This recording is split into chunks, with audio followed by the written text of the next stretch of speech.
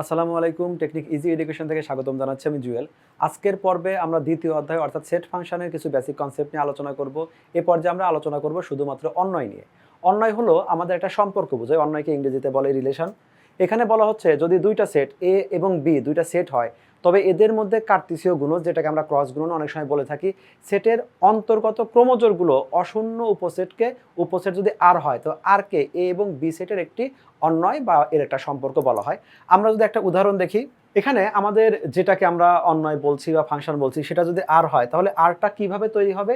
এখানে যে আমরা শুরুতে দুইটা সেট ধরেছি, এখানে আমরা উদাহরণে দিয়েছি এ এবং বি। এ এবং বি এর মধ্যে যে আমাদের ক্রস গুণন, কার্তেশীয় যে গুণন, সেই গুণটা হবে। আমরা ধরে নিচ্ছি এখানে যে এ সেট আছে, এ সেটের উপাদান হলো এ বি সি। আমরা যেটা দেখিয়েছি এখানেও যে এ সেটের উপাদানটা এ বি সি। আর এখানে যে বি যে সেট আছে, বি সেটের উপাদান ই এফ। তাহলে এদের মধ্যে সম্পর্ক কি, সম্পর্ক বা আমরা যেটাকে ক্রস গুণ বলি, সেই গুণটা কি হবে। তাহলে আমরা এই দুটো সেট নিব, নেওয়ার পরে ক্রোমোজোরের যে গুণের নিয়মটা আছে, নিয়মটা আমরা কি করব, আমরা শুরুতে ধরে নিলাম যে এর সাথে ই গুণ করলে এ ই হবে, এর সাথে এফ গুণ করলে, অর্থাৎ যখন আমরা গুণ করছি, আমরা যখন এ দিয়ে গুণ করছি, তখন আমরা এর পাশে যে দুইটা অক্ষর ছিল, আমি এই দুইটাকে হাইড করে দিলাম। বি আর সি যে আছে, বিসি কে আমি আপাতত এখানে অমিট রাখবো। তাহলে এখানে এ আর ই গুণ করলে আমাদের প্রথমটা এ ই, তারপরে এ আর এফ গুণ করলে আমাদের এ এফ। একইভাবে আমি যখন বি দিয়ে গুণ করব, তখন আমরা এ এবং সি এই দুইটাকে বাদ দিব, বাদ দিয়ে বি আর ই গুণ করলে আমাদের বিই, বি আর এফ গুণ করলে আমাদের বি এফ। এবং এরা ক্রমজোড় আকারে, বা আমরা অনেক সময় গ্রাফ পেপারে যে মানটা লিখতাম না, এই যে এরকম করে এক্স কমা ওয়াই এরকম করে লিখতাম, আমরা এই আকারে লিখব। অবশ্যই মানগুলো আমরা ফার্স্ট ব্র্যাকেটের মধ্যে লিখব, লিখে আমরা যে এরকম করে কমা কমা দিয়ে লিখব। আবার যখন আমরা সি দিয়ে গুণ করব, তখন আমরা এ বিকে বাদ দেই, এ বিকে বাদ দিয়ে সি আর ই গুণ করলে সিই, সি আর এফ গুণ করলে সি এফ। মানগুলো লেখার সময় প্রত্যেকটা জোড়া আমরা কমা দিয়ে লিখব, এবং ফাইনালি আমরা এই যে মানটা আছে না, এটাকে আমরা সেকেন্ড ব্র্যাকেট দিয়ে ক্লোজ করে দিব। এই যে এখানে যেমন সেকেন্ড ব্র্যাকেট দেওয়া আছে, সেকেন্ড ব্র্যাকেট দিয়ে ক্লোজ করে দিব। এখানে একটা বিষয় অবশ্যই খেয়াল রাখবো, আমরা যদি প্রত্যেকটা জোড়ার মানগুলোর দিকে তাকাই, তাহলে দেখো এ A B B C C, অর্থাৎ আমাদের প্রত্যেকটা ক্রোমোজোরের প্রথম উপাদানটা আমাদের আসবে হলো প্রথম সেট থেকে।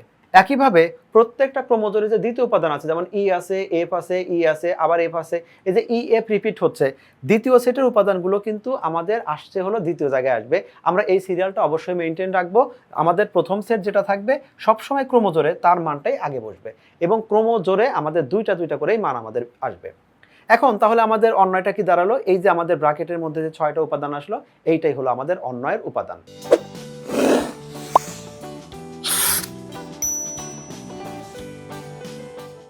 বিপরীত অন্যয়টা খুবই সোজা, অর্থাৎ এই বিষয়গুলোকে আমি জাস্ট উল্টা করে চিন্তা করব। আগে যেটা ডোমেন ছিল এখন সেটা রেঞ্জ হবে, অর্থাৎ এই যে উপাদানগুলো, যেটা আগে এ ই ছিল এখন এটা চেঞ্জ হয়ে ই এ হয়ে যাবে। আগে যেটা এ এফ ছিল ওইটা এফ এ হয়ে যাবে।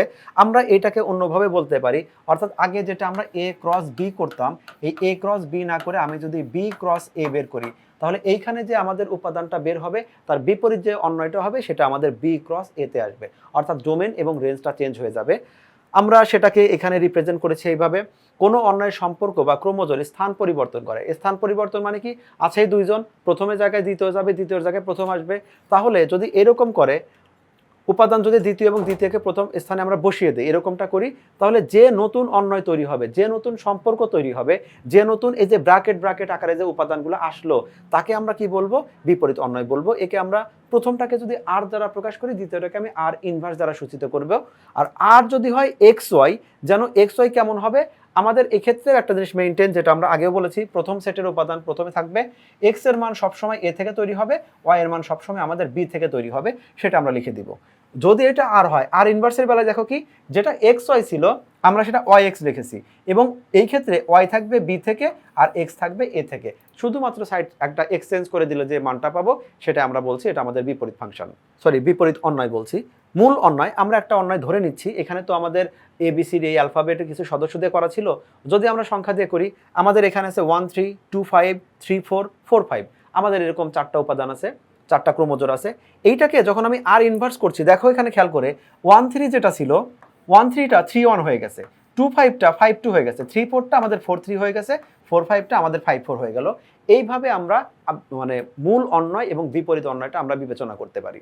সর্বশেষ আমরা এই কথাটা বলে দিতে পারি, বিপরীত অন্যয়ের ডোমেন হলো মূল অন্যয়ের রেঞ্জ, অথবা বিপরীত অন্বয়ের রেঞ্জ হলো মূল অন্বয়ের আমাদের ডোমেন।